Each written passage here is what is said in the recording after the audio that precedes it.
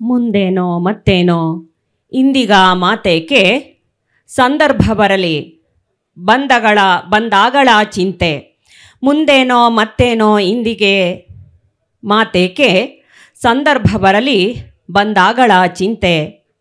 ಹೊಂದಿಸುವನಾರೋ ನಿನ್ನಾಳಲ್ಲ ಬೇರಿಹನು, ಹೊಂದಿಸುವನಾರೋ ನಿನ್ನಾಳಲ್ಲ ಬೇರಿಹನು. ಇಂದಿಗಿಂದಿನ ಬದುಕು ಮಂಕುತಿಮ್ಮ. ಹೊಸ ಕಾಲದ ಬರಹಗಳ ತವಕ ತಲ್ಲಣಗಳ ಬಗ್ಗೆ ಇವತ್ತಿನ ಈ ಒಂದು 3ನೆಯ ಗೋಷ್ಠಿ ನೆರವೇರಲಿದೆ.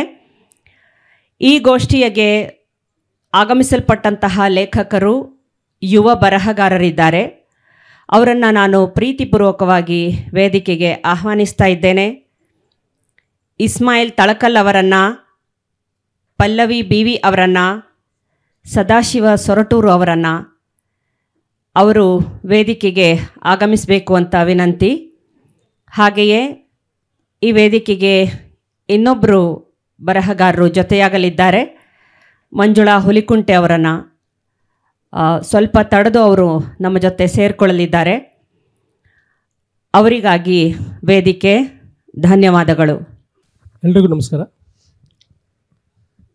ಇವತ್ತಿನ ಈ ಸೆಷನಲ್ಲಿ ಹೊಸ ಬರಹಗಾರರ ತಲ್ಲಣಗಳು ಎಂಬ ವಿಚಾರದ ಬಗ್ಗೆ ಮಾತಾಡಲಿಕ್ಕೆ ನಾವಿಲ್ಲಿ ಸೇರಿದ್ದೀವಿ. ನಮ್ಮ ಜೊತೆ ಪಲ್ಲವಿ ಯಡಿಯೂರಿದ್ದಾರೆ, ಇಸ್ಮಾಯಿಲ್ ತಳಕಲ್ ಅವರಿದ್ದಾರೆ, ಮಂಜುಳಾ ಹುಲಿಕುಂಟೆ ಅವರು ಬರಬೇಕು, ಇನ್ನೇನು ಅವರು ಬಂದು ನಮ್ಮ ಜೊತೆ ಸೇರಿಕೊಳ್ತಾ ಇದ್ದಾರೆ. ನಾನು ನೇರವಾಗಿ ವಿಷಯಕ್ಕೆ ಬರ್ತೀನಿ. ನಾವು ಹೈಸ್ಕೂಲ್ ಡೇಸಲ್ಲಿದ್ದಾಗ 400x100 ಒಂದು 4x100 ರಿಲೇ ಓಡ್ತಾ ಇದ್ವಿ. ಒಂದು ಬ್ಯಾಟನ್ ಇರ್ತಾ ಇತ್ತು. ಆ ಬ್ಯಾಟನನ್ನು ಕೈಯಲ್ಲಿ ಇಟ್ಕೊಂಡು ಓಡ್ತಾ ಇದ್ವಿ. ಅಲ್ಲಿ ಮುಂದೆ ಒಬ್ಬ ಯಾರೋ ನಿಂತಿರ್ತಾ ಇದ್ದ. ಓಡೋಗಿ ನಾವು ಆ ಬ್ಯಾಟನನ್ನು ಅವ್ನ ಕೈಯಾಗಿ ಕೊಡಬೇಕು. ಅವನು ಅದು ತೊಗೊಂಡು ಮುಂದೆ ತೊಗೊಂಡು ಹೋಗ್ತಾ ಇದ್ದ. ಅದನ್ನು ಅವ್ನ ಕೈಯಲ್ಲಿ ಕೊಡ್ತಾ ಇದ್ದ. ಕೊನೆಗೊಂದು ಅಲ್ಲಿ ಗೆಲುವು ಅನ್ನೋದು ಮುಂದೆ ಕಾದಿರ್ತಾ ಇತ್ತು. ಅವನಷ್ಟೇ ಹೋದರೆ ಗೆಲುವು ಆಗ್ತಿರ್ಲಿಲ್ಲ, ಅದು ಬ್ಯಾಟನ್ ಕೂಡ ಜೋಪಾನವಾಗಿ ಇಟ್ಕೊಂಡು ಹೋಗ್ಬೇಕಾಗಿತ್ತು. ಅವನು ಹೋಗದೇ ಇದ್ದರೂ ಕೂಡ ಬರೀ ಬ್ಯಾಟನ್ ಅಷ್ಟೇ ಹೋಗಿದ್ರೆ ಗೆಲುವು ಆಗ್ತಿರ್ಲಿಲ್ಲ, ಇಬ್ಬರು ಒಟ್ಟಿಗೆ ಹೋಗಬೇಕಾಗಿತ್ತು. ಬಟ್ ಇಬ್ಬರು ಕೂಡ ಅದನ್ನು ಅಷ್ಟೇ ಜೋಪಾನವಾಗಿ ಅದನ್ನು ಇಟ್ಕೊಂಡು ಓಡಬೇಕಾಗಿತ್ತು. ನನಗೆ ಈ ರಿಲೇ ಓಟ ನೋಡಿದಾಗೆಲ್ಲ ನನಗೆ ಒಂದು ನೆನಪಾಗುತ್ತೆ, ಒಂದು ಅನಿಸುತ್ತೆ. ನಮ್ಮ ಈಗಿನ ಹೊಸ ಬರಹಗಾರರು ನಮ್ಮ ಕನ್ನಡ ಸಾಹಿತ್ಯದಲ್ಲಿ, ಕನ್ನಡ ಭಾಷೆಗೆ 2000 ವರ್ಷಗಳ ಇತಿಹಾಸ ಇದೆ, 1000 ವರ್ಷಗಳ ಸಾಹಿತ್ಯದ ಇತಿಹಾಸ ಇದೆ. ನಮ್ಮಲ್ಲಿ ತುಂಬ ಕಥೆ ಕವನ, ತುಂಬ ತುಂಬ ರಿಚ್ಚಾದ ಪರಂಪರೆ ಇದೆ. ಆ ಪರಂಪರೆಯನ್ನು ಇಟ್ಕೊಂಡು ಓಡುವಂಥದ್ದು ಅದೊಂದು ಒತ್ತಡ ಅನಿಸುತ್ತೋ ಅಥವಾ ಸ್ಫೂರ್ತಿ ಅನಿಸುತ್ತೋ.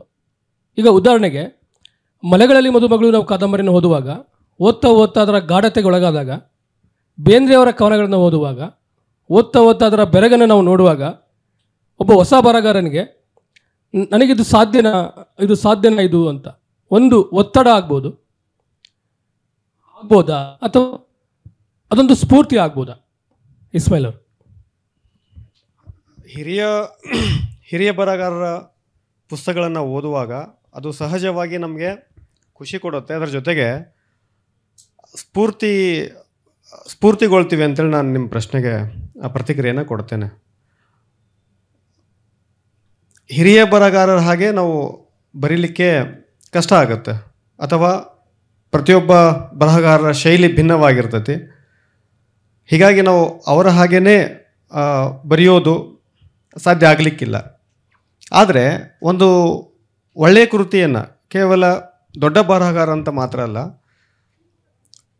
ಯಾರದೇ ಆಗಿರಲಿ ಒಳ್ಳೆಯ ಕೃತಿಯನ್ನು ಓದುವಾಗ ನಮ್ಮೊಳಗಡೆ ಅದು ಸ್ಫೂರ್ತಿಯಾಗಿ ಚಿಗುರೊಡಿತೈತಿ. ನಾವು ಯಾಕೆ ಈ ರೀತಿಯ ಒಂದು ಕಥೆಯನ್ನು, ಕಾದಂಬರಿಯನ್ನು ಅಥವಾ ಕವಿತೆಯನ್ನು ಅಥವಾ ಬರಹದ ಬೇರೆ ಇನ್ಯಾವುದು ಪ್ರಕಾರವನ್ನು ನಾವು ಯಾಕೆ ಬರೀಬಾರ್ದು ಇಷ್ಟು ಚೆನ್ನಾಗಿ ಅಂತೇಳಿ ನಮ್ಮಲ್ಲಿ ಆ ಸ್ಫೂರ್ತಿ ಹುಟ್ಕೊಳ್ಳುತ್ತೆ. ನನಗೆ ಒತ್ತಡ ಅಂತೇನು ಅನ್ಸಂಗಿಲ್ಲ ಸರ್, ಅದು ಸ್ಫೂರ್ತಿಗೊಳ್ಳುತ್ತೆ. ಆ ಸ್ಫೂರ್ತಿಗೊಳ್ಳುವಿಕೆಯ ಒಂದು ಫಲವಾಗಿ ನಾವು ಕಥೆಗಳನ್ನು ಬರೆಯುವಾಗ ಅಥವಾ ಬೇರೆ ಸಾಹಿತ್ಯದ ಪ್ರಕಾರವನ್ನು ಬರೆಯುವಾಗ ತುಂಬ ಚೆನ್ನಾಗಿ ಬರೀಲಿಕ್ಕೆ ನಾವೇನು ಮಾಡ್ತೀವಿ, ಪ್ರಯತ್ನ ಪಡ್ತೀವಿ, ಅದು ಸ್ಫೂರ್ತಿ ಆಗುತ್ತೆ ಅಂತೇಳಿ ನಾನು ಭಾವಿಸ್ತೇನೆ ಸರ್. ನಾನು ಇಸ್ಮಾಯಿಲ್ ಅವರ ಮಾತನ್ನು ಸ್ವಲ್ಪ ವಿಸ್ತರಿಸುತ್ತಾ, ನಮ್ಮ ಈ ಭವ್ಯವಾದ ಸಾಂಪ್ರದಾಯಿಕ ಕನ್ನಡ ಸಾಹಿತ್ಯ ಪರಂಪರೆ ಇದೆ, ಅದೊಂದು ಸ್ಫೂರ್ತಿ ಅನ್ನೋದೇ ಆಗಿದ್ರೆ ಆ ಸ್ಫೂರ್ತಿ ಈಗಿನ ಬರಹಗಾರರಲ್ಲಿ ಅದು ಎಷ್ಟು ಮಟ್ಟಿಗೆ ಕಾಣಿಸ್ತಾ ಇದೆ? ಆಯ್ಕೆ ಮಾಡೋ ವಿಷಯ ಆಗಿರ್ಬೋದು, ಅಥವಾ ಶೈಲಿ ಆಗಿರ್ಬೋದು, ಅಥವಾ ನಿರೂಪಣೆ ಆಗಿರ್ಬೋದು, ಎಷ್ಟು ಮಟ್ಟಿಗೆ ಅದು ಕಾಣಿಸ್ತಾ ಇದೆ? ತುಂಬ ದಶಕಗಳಿಂದ ನಾವು ಕನ್ನಡ ಸಾಹಿತ್ಯದಲ್ಲಿ ಹೊಸ ಬರಹಗಾರರ ನಾವು ಅದನ್ನು ನೋಡ್ತಾ ಬಂದಾಗ ಕೆಲವೊಂದು ಗಮನಾರ್ಹ ಬದಲಾವಣೆಗಳು ಇದೆ ಅಂತ ವಿಮರ್ಶಕರು ಹೇಳ್ತಾರೆ. ಇವರ ಅನಂತಪೂರ್ತಿ ಕೂಡ ಹೇಳ್ತಾರೆ, ಹೊಸ ಬರಹಗಾರ ತನ್ನ ಹಾದಿಯನ್ನು ತಾನೇ ಕಂಡುಕೊಳ್ಳಬೇಕು ಅಂತೇಳಿ. ಆ ಹಾದಿಯನ್ನು ಕಂಡುಕೊಳ್ಳುವಾಗ ಆ ಸಾಂಪ್ರದಾಯಿಕ ಬರಹದ ಶೈಲಿ, ವಿಷಯ, ನಿರೂಪಣೆ ಎಷ್ಟು ಮಟ್ಟಿಗೆ ಪ್ರಭಾವ ಬೀರುತ್ತೆ? ಈಗ ಒಂದು ಕಾಲಮಾನದಲ್ಲಿ ರವಿ ಬೆಳಗೆರೆಯವರ ಬರಹಗಳನ್ನು ಓದಿದಂಥ ಎಲ್ಲ ಯುವ ಬರಹಗಾರರು ಕೂಡ ಅವರ ಶೈಲಿಯಲ್ಲಿ ಬರೀಲಿಕ್ಕೆ ಸ್ಟಾರ್ಟ್ ಮಾಡಿದರು. ತೇಜಸ್ವಿ ಅವರ ಬರಹಗಳನ್ನ ಓದಿ ಸ್ವಲ್ಪ ದಿನ ಅವರ ಶೈಲಿಯೇ ಬರುತ್ತೆ ಹೊಸ ಬರಹಗಾರನಿಗೆ. ಅದನ್ನು ತಪ್ಪಿಸ್ಕೊಂಡು ಅದನ್ನು ಬಿಡಿಸ್ಕೊಂಡು ಹೊಸ ಬರಹಗಾರ ತನ್ನದೇ ಆದಂಥ ಒಂದು ಶೈಲಿಯನ್ನು ರೂಪಿಸ್ಕೊಳ್ಳುವಂಥದ್ದು, ಇವೆರಡರ ನಡುವೆ ಯಾವ ರೀತಿ ಬ್ಯಾಲೆನ್ಸ್ ಸಾಧ್ಯ ಆಗುತ್ತೆ ಪಲ್ಲವಿ? ಮೊದಲನೇದಾಗಿ ಇಲ್ಲಿ ನೆರೆದಿರುವಂತಹ ಎಲ್ಲ ಸಾಹಿತ್ಯಾಸಕ್ತರಿಗೂ ನಾನು ನಮಸ್ಕಾರ ಹೇಳ್ತಾ ನಾನು ಈ ಮಾತನ್ನು ಮುಂದುವರಿಸ್ತೀನಿ. ಸಾಂಪ್ರದಾಯಿಕ ಬರಹದಲ್ಲಿ ಈ ಹೊಸ ಬರಹಗಾರರು ಹೇಗೆ ತಮ್ಮನ್ನು ತಾವು ಮೀರಿಕೊಂಡು ಬರವಣಿಗೆ ನಡೆಸ್ತಾ ಇದ್ದಾರೆ ಅನ್ನೋದು ಬಹುಮುಖ್ಯ ಆಗತ್ತೆ. ಹೌದು, ಒಂದನ್ನು ನಾನು ಒಪ್ತೀನಿ, ಈ ಹೊಸ ಬರಹಗಾರರು ಯಾರೇ ಅಂತ ತಗೊಂಡ್ರು ತಾವು ಓದಿದಂತಹ ಬರಹಗಳಿಂದ ಅವರು ಇನ್ಫ್ಲೂಯೆನ್ಸ್ ಆಗೋದು, ಪ್ರಭಾವಕ್ಕೆ ಒಳಗಾಗುವುದು ಸಹಜ. ಆದರೆ ಅದನ್ನು ಮೀರಿಕೊಳ್ಳುವುದು ಸಹ ಅಷ್ಟೇ ಮುಖ್ಯ ಅಂತ ಅನಿಸುತ್ತೆ. ಈ ಹಿಂದೆ ಏನು ಒಂದು ಬರಹ ಅಂದರೆ ಒಂದು ಸಾಹಿತ್ಯದ ಕೃಷಿ ಆಗಿದೆ, ಆ ಒಂದು ಚೌಕಟ್ಟಿನಲ್ಲೇ ಸಹ ಈಗಲೂ ಹೊಸ ಬರಹಗಾರರು ನೋಡ್ತಾ ಇದ್ದಾರೆ ಅಂತ ನನಗನ್ಸುತ್ತೆ. ಅದೊಂದು ಮಿತಿಯಾಗಿಯೂ ಪರಿಣಮಿಸಿದೆ ಅಂತ ಅನಿಸುತ್ತೆ. ಈಗ ಬಹುತೇಕ ಕಥಾಸ್ಪರ್ಧೆಗಳನ್ನ ತಗೊಂಡ್ರೂ ಅಲ್ಲಿ ಬರ್ತಾ ಇರೋಂತಹ ಬಹುಮಾನಿತ ಕಥೆಗಳನ್ನ ನಾವು ತಗೊಂಡ್ರೂ ಸಹ ಹಳೆ ಮಾದರಿಯ ಕಥೆಗಳನ್ನೇ ಸಹ ಆಯ್ಕೆ ಮಾಡ್ತಾ ಇರೋದು ಸಹ ಹೊಸ ಮಾದರಿಗೆ, ಹೊಸ ಸೃಷ್ಟಿಗೆ ಒಂದು ಮಿತಿಯಾಗ್ತಾ ಇದೆ. ಅಷ್ಟು ಅವಕಾಶಗಳು ತೆರೆದುಕೊಳ್ತಾ ಇಲ್ವೇನೋ ಅನ್ನೋದು ನನಗೆ ಅನಿಸುತ್ತೆ. ಹೌದು, ನಾನು ಪಲ್ಲವಿಯವರ ಮಾತನ್ನು ಅನುಮೋದಿಸ್ತೀನಿ. ಆದರೆ ಇಲ್ಲಿ ಒಂದು ವಿಚಾರ ಬರುತ್ತೆ. ನೀವು ಸ್ಪರ್ಧೆ ಅಂದ ತಕ್ಷಣ ಈಗ ಪ್ರತಿ ಸ್ಪರ್ಧೆ ಆದಮೇಲೆ ತೀರ್ಪುಗಾರರ ಟಿಪ್ಪಣಿಯನ್ನು ನಾನು ಓದುವಾಗ ಪ್ರತಿ ಸರಿ ತೀರ್ಪುಗಾರರ ಟಿಪ್ಪಣಿಯಲ್ಲಿ ನಾನು ಒಂದನ್ನು ಗಮನಿಸಿದ್ದೀನಿ. ಈಗಿನ ಹೊಸ ಬರಹಗಾರರು ಸಾಕಷ್ಟು ಓದಿಕೊಂಡಿಲ್ಲ, ಮತ್ತು ನಿರೂಪಣೆ ಮತ್ತು ಭಾಷೆಯಲ್ಲಿ ತುಂಬ ಜಾಳಾಗಿದೆ ಅನ್ನೋ ಒಂದು ಅನಿಸಿಕೆ ಯಾವಾಗಲೂ ಕೂಡ ಬರ್ತಾ ಇದೆ. ಆಲ್ಮೋಸ್ಟ್ ಒಂದು 10 ಸ್ಪರ್ಧೆಗಳಾದರೂ ಕೂಡ 7ರಿಂದ 8 ಸ್ಪರ್ಧೆಗಳಲ್ಲಿ ತೀರ್ಪುಗಾರರು, ವಿಮರ್ಶಕರು ಈ ಮಾತನ್ನು ಹೇಳ್ತಾರೆ. ಈಗ ಆಗಲೇ ಇವರು ಇಸ್ಮಾಯಿಲ್ ಅವರು ಹೇಳಿದರು, ಸಾಂಪ್ರದಾಯಿಕ ಏನಿದೆ ಅದರ ಅದು ಏನಾಗುತ್ತೆ, ನಮ್ಮನ್ನು ಬಲಗೊಳಿಸುತ್ತೆ ಅಂತ ಹೇಳಾಯ್ತು. ಅಲ್ಲಿ ಹೇಳ್ತಾರೆ, ತೀರ್ಪುಗಾರ ಹೇಳ್ತಾರೆ ಅದು ಸಾಧ್ಯ ಆಗ್ತಿಲ್ಲ ಅಂತ. ಹಾಗಾದರೆ ಹೊಸ ಬರಹಗಾರರು ಓದ್ತಾ ಇಲ್ವೋ ಅನ್ನೋದು ಒಂದು ಪ್ರಶ್ನೆ ಬರುತ್ತೆ. ಓದು ಅಂದರೆ ಯಾವ ಓದು? ಅಕಾಡೆಮಿಕ್ ಓದ ಅಥವಾ ನಾನ್ ಅಕಾಡೆಮಿಕ್ ಓದ? ಈಗ ನೋಡಿ, ಅಕಾಡೆಮಿಕ್ ಆಗಿ ಓದಿಕೊಂಡು ಬಂದರೆ ಅಕಾಡೆಮಿಕ್ ಓದಿನಲ್ಲಿ ಸಿಗುವಂಥದ್ದು, ನಾನ್ ಅಕಾಡೆಮಿಕ್ ಓದಿನಲ್ಲಿ ಸಿಗುವಂಥದ್ದು, ಮತ್ತು ಅಕಾಡೆಮಿಕ್ ಓದಿನಲ್ಲಿ ಓದಿಕೊಂಡು ಅದರಿಂದ ಹುಟ್ಟಿದಂಥ ಸಾಹಿತ್ಯ ಅಥವಾ ನಾನ್ ಅಕಾಡೆಮಿಕ್ ಓದಿನಿಂದ ಹುಟ್ಟಿದಂಥ ಸಾಹಿತ್ಯ ಎರಡನ್ನೂ ನಾವು ಪಕ್ಕ ಇಟ್ಟರೆ ಯಾವುದು ಎಷ್ಟು ತೂಕವಾಗಿ ಕಾಣ್ಬೋದು? ಇನ್ನೊಂದು, ಅಕಾಡೆಮಿಕ್ ಓದು ಅನ್ನೋದು ಒಂದು ಋಣಾತ್ಮಕನೋ ಅಥವಾ ನಕಾರಾತ್ಮಕ, ಅದು ಪಾಸಿಟಿವ್ ಆರ್ ನೆಗೆಟಿವ್? ಪಲ್ಲವಿ ಅವರು. ಸರ್, ನನಗೆ ಇತ್ತೀಚೆಗೆ ನಾನು ಗಮನಿಸ್ದಂಗೆ ಓದಿನ ಆಯ್ಕೆ ಯಾವ ರೀತಿ ಆಗ್ತಾ ಇದೆ ಅನ್ನೋದನ್ನ ನಾವು ನೋಡ್ಕೋಬೇಕಾಗ್ತಿದೆ. ಅಕಾಡೆಮಿಕ್ ಅಂತ ಅಂದವಾಗ ಎಲ್ಲ ಥರದ ಬರಹಗಳನ್ನ, ಎಲ್ಲ ಥರದ ಪ್ರಕಾರ, ಎಲ್ಲ ಥರದ ಸಾಹಿತ್ಯಗಳನ್ನ ಓದ್ತಾ ಇದ್ದಾರೆ. ಆದರೆ ಈಗ ನಾನ್ ಅಕಾಡೆಮಿಕ್ ಅಂತ ತಗೊಂಡಾಗ ಅವ್ರಿಗೆ ಆಯ್ಕೆಯ ಒಂದು ಮಾದರಿಗಳೇ ಬೇರೆ ಇರ್ತವೆ. ಅವರು 2-3 ರೀತಿ ಆಯ್ಕೆ ಮಾಡ್ಕೊಳ್ತಾರೆ. ಒಂದು ಯಾವ ಕೃತಿಗೆ ಪ್ರಶಸ್ತಿ ಬಂದಿರುತ್ತೆ ಆ ಮೂಲಕ ಆಯ್ಕೆ ಮಾಡ್ಕೋಬೋದು, ಅಥವಾ ಹೆಚ್ಚು ಯಾವುದು ಜನಪ್ರಿಯತೆಗೆ ಒಳಗಾಗಿರುತ್ತೆ ಅದನ್ನು ಆಯ್ಕೆ ಮಾಡ್ಕೋಬೋದು.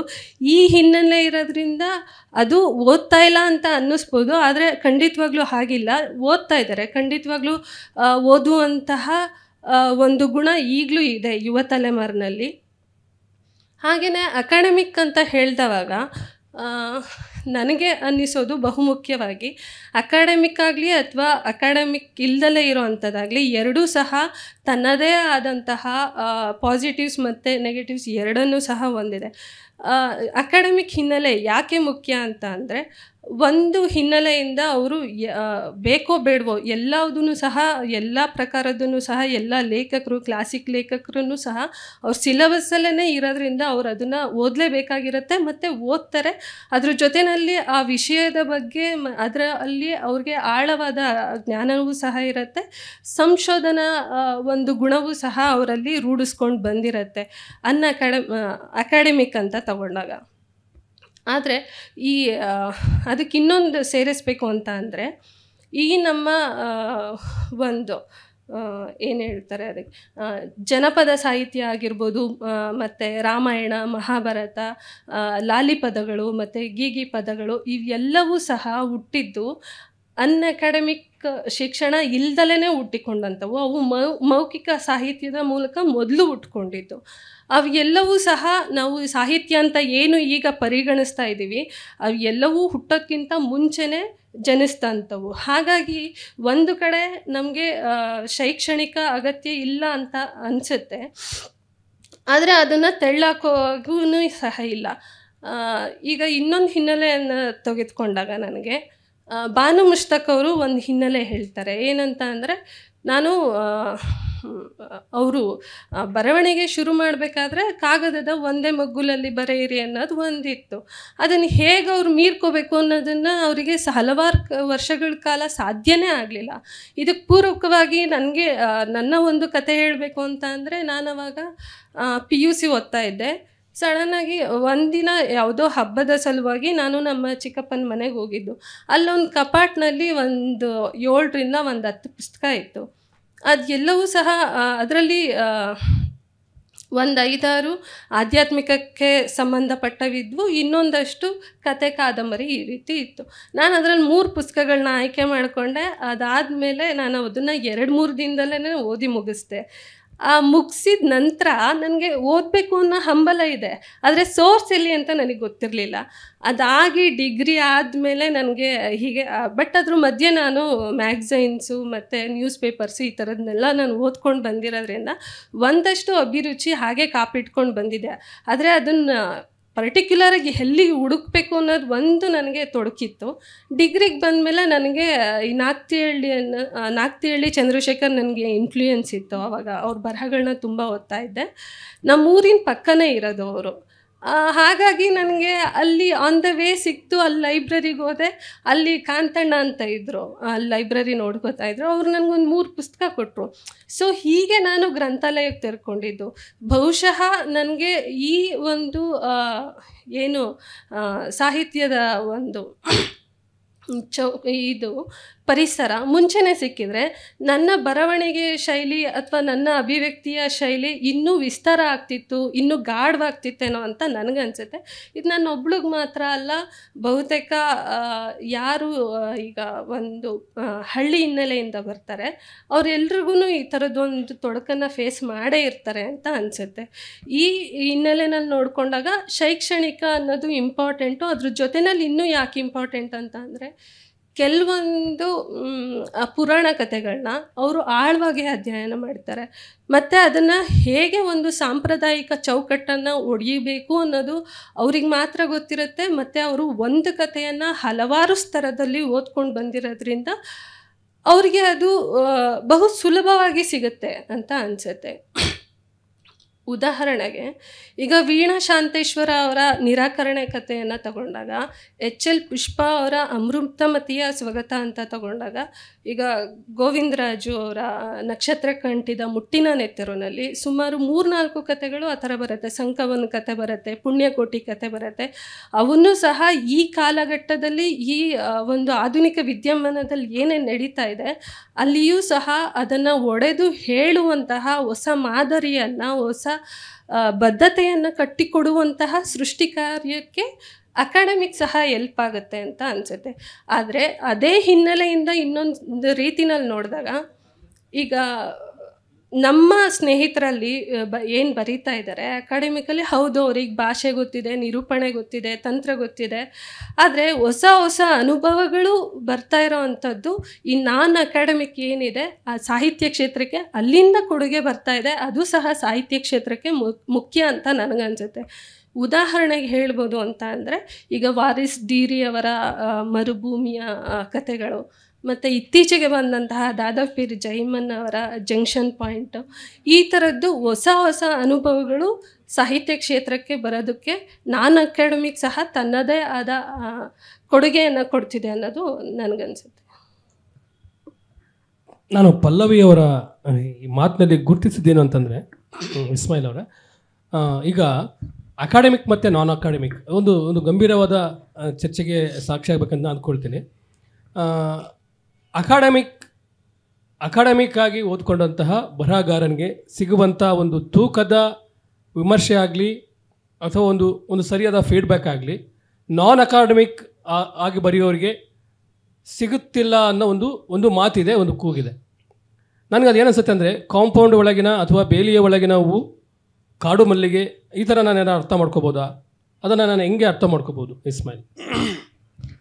ನೋಡಿ, ಈಗ ಸಾಹಿತ್ಯ ಅನ್ನೋದು ಯಾವುದನ್ನು ಅವಲಂಬಿತ ಆಗಿಲ್ಲ ಅದು, ಅಥವಾ ಅದಕ್ಕೆ ಯಾವುದೇ ಚೌಕಟ್ಟಾಗಿರ್ಬೋದು, ಕಟ್ಟುಪಾಡುಗಳಾಗಿರ್ಬೋದು ಇಲ್ಲ. ಅದಕ್ಕೆ ಅಕಾಡೆಮಿಕ್ ಆಗಿರ್ಬೋದು ಅಥವಾ ನಾನ್ ಅಕಾಡೆಮಿಕ್ ಆಗಿರ್ಬೋದು, ಸಾಹಿತ್ಯ ಚೆನ್ನಾಗಿತ್ತು ಅಂತಂದರೆ ಅದು ಎಲ್ಲರೂ ಇಷ್ಟಪಡ್ತಾರೆ, ಎಲ್ಲರೂ ವಿಮರ್ಶೆ ಮಾಡ್ತಾರೆ. ಇಲ್ಲಿ ಪ್ರಶ್ನೆ ಅಕಾಡೆಮಿಕ್ದವ್ರಿಗೆ ಜಾಸ್ತಿ ಅವಕಾಶಗಳು ಅಥವಾ ಹೆಚ್ಚು ನೀವು ಹೇಳಿದಂಗೆ ವಿಮರ್ಶೆಗಳಾಗಿರ್ಬೋದು ಅಥವಾ ಸಾಕಷ್ಟು ಅವಕಾಶಗಳು ಅವ್ರಿಗೆ ಸಿಗ್ಬೋದೇನೋ ಅಕಾಡೆಮಿಕ್ದವ್ರಿಗೆ. ನಾನ್ ಅಕಾಡೆಮಿಕ್ದವ್ರಿಗೆ ಸ್ವಲ್ಪ ಕಡಿಮೆ ಸಿಗ್ಬಹುದೇನೋ ಅಂತೇಳಿ. ಆದರೆ ಜನಪರ ಸಾಹಿತ್ಯ ಅನ್ನೋದೇನಿದೆಯಲ್ಲ, ಅದು ಎಲ್ಲಿಂದನಾದರೂ ಬರಬಹುದು. ಅದು ಅಕಾಡೆಮಿಕ್ದಿಂದನಾದರೂ ಬರ್ಬೋದು, ನಾನ್ ಅಕಾಡೆಮಿಕ್ದಿಂದನಾದರೂ ಬರಬಹುದು ಅಂತೇಳಿ. ಈಗ ಒಂದು ಮಲ್ಲಿಗೆಯ ಸುವಾಸನೆಯನ್ನು ತಡಿಲಿಕ್ಕೆ ಯಾರಿಂದ ಸಾಧ್ಯ ಇದೆ? ಅದು ಬೇಲಿ ಒಳಗಡೆ ಇರ್ಬೋದು ಅಥವಾ ಬೇಲಿಯ ಹೊರಗಡೆ ಇರ್ಬೋದು. ಅದರ ಸುವಾಸನೆಯನ್ನು ತಡಿಲಿಕ್ಕೆ ಯಾರಿಂದನೂ ಸಾಧ್ಯ ಇಲ್ಲ. ಅಥವಾ ಅದಕ್ಕೆ ಇದು ಬೇಲಿಯ ಒಳಗಡೆ ಇರ್ತಕ್ಕಂಥದ್ದು ಅಥವಾ ತೋಟದಲ್ಲಿರುವಂತಹ ಒಂದು ಗುಲಾಬಿನೋ ಹೂವು, ಇದಕ್ಕೆ ನಾವು ಜಾಸ್ತಿ ಒತ್ತು ಕೊಡೋಣ, ಕಾಡಿನಲ್ಲಿ ಬೆಳೆದಿರುವಂಥ ಹೂವು ಇದೆ ಅದಕ್ಕೆ ನಾವು ನಿರ್ಲಕ್ಷ್ಯ ಮಾಡೋಣ ಅನ್ನುವಂಥ ಭಾವನೆ ಅದು ಬಂತು ಅಂದರೆ ಅದು ದೊಡ್ಡ ತಪ್ಪದು. ಸಾಹಿತ್ಯ ಎಲ್ಲಿಂದನಾದರೂ ಬರಲಿ, ಅದು ಓದುಗರ ಸಹೃದಯರ ಮನಸ್ಸಿಗೆ ಅದು ತಟ್ತಾ ಇದೆ, ತಾಗ್ತಾ ಇದೆ ಅಂತಂದರೆ ಅದು ವಿಮರ್ಶೆ ಒಳಗಾಗಲೇಬೇಕದು. ಈಗೇನಾಗ್ತಾ ಇದೆ, ನಾವು ಅದನ್ನು ಭೇದ ಭಾವ ಮಾಡಲೇಬಾರ್ದು ಅಂತೇಳಿ, ಅಕಾಡೆಮಿಕ್ ನಾನ್ ಅಕಾಡೆಮಿಕ್ ಅಂತೇಳಿ. ಅವಕಾಶಗಳು ಅವ್ರು ಜಾಸ್ತಿ ಇರ್ಬೋದು, ಇವ್ರು ಕಡಿಮೆ ಇರ್ಬೋದು. ಆದರೆ ಆಗಲೇ ಒಂದು ಪ್ರಶ್ನೆ ಕೇಳ್ತಾ ಇದ್ರಿ, ಓದಿನ ಹಿನ್ನೆಲೆ ಕಡಿಮೆ ಇದೆ ಈಗಿನ ಬರಹಗಾರರಿಗೆ ಅನ್ನುವಂಥದ್ದು. ಅದು ಸ್ಪರ್ಧೆಗಳಲ್ಲಿ ಯಾರವರು ನಿರ್ಣಾಯಕರ ಟಿಪ್ಪಣಿಗಳು ಬರ್ತವೆ ಅಂತೇಳಿ. ಹಾಗೇನಿಲ್ಲ, ಅದು ಸಾಕಷ್ಟು ಜನ ಯುವ ಬರಹಗಾರರು ಓದ್ತಾ ಇದ್ದಾರೆ, ಕೆಲವರು ಓದ್ತಾನೂ ಇಲ್ಲ. ಅದೇನಾಗಿದೆ ಅಂತಂದರೆ, ಈ ಸ್ಪರ್ಧೆಗಳ ಒಂದು ಹಪಾಹಪಿಗೆ ಅಥವಾ ಒಂದು ಬಹುಮಾನಗಳ ಪ್ರಶಸ್ತಿಗಳ ಒಂದು ಲೋಭಕ್ಕೆ ಒಳಗಾಗಿ ಏನು ಮಾಡ್ತಾ ಇದ್ದಾರೆ ಅಂದರೆ, ನಾನು ಬಹುಬೇಗ ಜನಪ್ರಿಯ ಆಗಬೇಕು, ನನ್ನನ್ನು 4 ಜನ ಬೇಗ ಗುರುತಿಸ್ಕೊಳ್ಬೇಕು ಅನ್ನುವಂತಹ ಒಂದು ಏನು ಹುಕ್ಕಿ ಒಳಗಡೆಯಿಂದ ಏನು ಬರ್ತಲ್ಲ, ಅದನ್ನು ಬಹಳ ಅದು ಓದಲಾರ್ದೇ, ಜೀವನ ಅನುಭವನ ಪಡೆದುಕೊಳ್ಳಲಾರ್ದೇ, ಹೆಚ್ಚು ಓದಲಾರ್ದೇ ಭಾಳ ಬೇಗ ಜನಪ್ರಿಯ ಆಗಬೇಕು ಎನ್ನುವಂತಹ ಒಂದು ಹಪಾಹಪಿ ಈಗಿನ ಬರಹಗಾರರಿಗೆ ಜಾಸ್ತಿ ಇದೆ ಅದು. ಹೀಗಾಗಿ ಈ ಕೆಲವೊಂದು ಸರಿ ಏನಾಗುತ್ತೆ, ಹೆಚ್ಚಿಗೆ ಓದಿದವ್ರಿಗೆ ಚೆನ್ನಾಗಿ ಬರೀಲಿಕ್ಕೆ ಬರದೇ ಇರಬಹುದು, ಅಥವಾ ಚೆನ್ನಾಗಿ ಬರೀಲಿಕ್ಕೆ ಬರೋರಿಗೆ ಅವರು ಓದ್ದೇ ಇರಬಹುದು ಅವರು ಜಾಸ್ತಿ. ಆದರೆ ಆ ಪ್ರತಿಭೆ ಅನ್ನೋದೇನು ಒಳಗಡೆ ಇರ್ತೈತಲ್ಲ, ಅದು ಅಕಾಡೆಮಿಕ್ ನಾನ್ ಅಕಾಡೆಮಿಕ್ ಅಂತೇಳಿ ಅದು ನಾವು ಭೇದ ಮಾಡೋಕ್ಕಾಗಂಗಿಲ್ಲ. ಪ್ರತಿಭೆ ಇತ್ತು, ನಾವು ಜನಪರ ಸಾಹಿತ್ಯವನ್ನು ಬರಿತಾ ಇದ್ದೀವಿ, ಶುದ್ಧ ಸಾಹಿತ್ಯವನ್ನು ಬರಿತಾ ಇದ್ದೀವಿ ಅಂತಂದರೆ ಅದು ಗುರುತಿಸ್ತಾರೆ. ಮತ್ತು ಅದು ಸಹೃದಯರು ಅದನ್ನು ಗುರುತಿಸಿ ವಿಮರ್ಶೆ ಮಾಡಲೇಬೇಕಾಗ್ತದೆ. ಆಮೇಲೆ ಆ ವಿಮರ್ಶೆಯನ್ನು ಈಗ ನಾವು ವಿಮರ್ಶೆ ಅಂದರೆ ಹೊಗಳಿಕೆ ಅಂತ ಅಂದ್ಕೊಂಡ್ಬಿಟ್ಟಿದ್ವಿ ನಾವೆಲ್ಲ, ಯುವ ಬರಹಗಾರರು ಸ್ಪೆಷಲ್ ಆಗಿ. ವಿಮರ್ಶೆ ಅಂದರೆ ಹೊಗಳಿಕೆ ಅಲ್ಲ.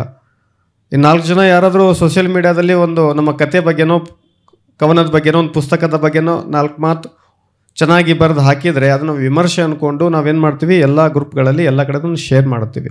ಇಲ್ಲ, ಅದು ಹೊಗಳಿಕೆ ವಿಮರ್ಶೆ ಆಗೋದಿಲ್ಲ. ನಮಗೆ ಈ ಪ್ರಶಸ್ತಿ ಅಥವಾ ನಮಗೆ ಸಮಾರಂಭ ಅಥವಾ ನಮಗೆ ಮತ್ತೇನೋ ಮನ್ನಣೆಗಿಂತ ಹೊಗಳಿಕೆಗಿಂತ ಈಗಿನ ಯುವ ಬರಹಗಾರರಿಗೆ ಅತ್ಯಗತ್ಯವಾಗಿ ಬೇಕಾಗಿರೋದು ಕಟುವಾದ ವಿಮರ್ಶೆ. 2-3 ತಿಂಗಳ ಹಿಂದೆ ಸುರೇಶ್ ನಾಗಲ್ಮಡಿಕೆ ಸರ್ ಅವರು ಇಂದಿನ ಯುವ ಬರಹಗಾರರ ಕಥಾ ಸಂಕಲನಗಳ ಕುರಿತು 2 ಸರಣಿಯಲ್ಲಿ ಅವರು ವಿಮರ್ಶೆ ಮಾಡಿ ಹಾಕಿದ್ರು. ಅವರು ಚೆನ್ನಾಗಿರೋದನ್ನು ಚೆನ್ನಾಗಿದೆ ಅಂತ ಹೇಳಿದ್ರು, ಎಲ್ಲಿ ಅದು ಇಂಪ್ರೂವ್ ಆಗಬೇಕು, ಸಾಹಿತ್ಯ ನಮ್ಮ ಸಾಹಿತ್ಯದಲ್ಲಿ ಇಂಪ್ರೂವ್ ಆಗಬೇಕು, ಎಲ್ಲಿ ದೋಷ ಇದೆ ಅನ್ನೋದನ್ನು ಕೂಡ ಅವ್ರು ತಿದ್ದಿ ಹೇಳಿದರು. ಆ ರೀತಿಯ ಒಂದು ವಿಮರ್ಶೆಯಿಂದ ಯುವ ಬರಹಗಾರರ ಸಾಹಿತ್ಯ ಅಥವಾ ಅವರ ಬರವಣಿಗೆ ಸುಧಾರಿಸುತ್ತೆ ಹೊರತು ಬೇರೆ ಯಾವುದೇ ಪ್ರಶಸ್ತಿ ಸಮಾರಂಭ ಅಥವಾ ಸನ್ಮಾನಗಳಿಂದ ಅಲ್ಲ ಅಂತ ಹೇಳ್ತೇನೆ. ಸೊ ಹೀಗಾಗಿ ಅಕಾಡೆಮಿಕ್ ನಾನ್ ಅಕಾಡೆಮಿಕ್ ಅದು ಎಲ್ಲಿಂದನಾದರೂ ಸಾಹಿತ್ಯ ಬರಲಿ, ಅದು ಯಾವಾಗಲೂ ಹೂವಿನ ಸುವಾಸನೆಯಾಗಿ ಇರಲಿ ಅಂತೇಳಿ ನಾನು ಬಯಸ್ತೀನಿ. ಇಸ್ಮಾಯಿಲ್ ಅವರ ಮಾತನ್ನು ನಾನು ಅನುಮೋದಿಸ್ತೀನಿ. ಇಸ್ಮಾಯಿಲ್ ಅವರು ಸ್ಪರ್ಧೆಗಳ ವಿಚಾರವಾಗಿ ಮಾತಾಡ್ತಾ ಇದ್ರು. ಆಗಲೇ ಪಲ್ಲವಿ ಅವರು ಕೂಡ ಸ್ಪರ್ಧೆ ವಿಚಾರಗಳನ್ನ ಹೇಳ್ತಿದ್ರು. ನನಗೆ ಸ್ಪರ್ಧೆಯ ವಿಚಾರವಾಗಿ ಒಂದು ಗಂಭೀರವಾದ ಪ್ರಶ್ನೆ ಇದೆ.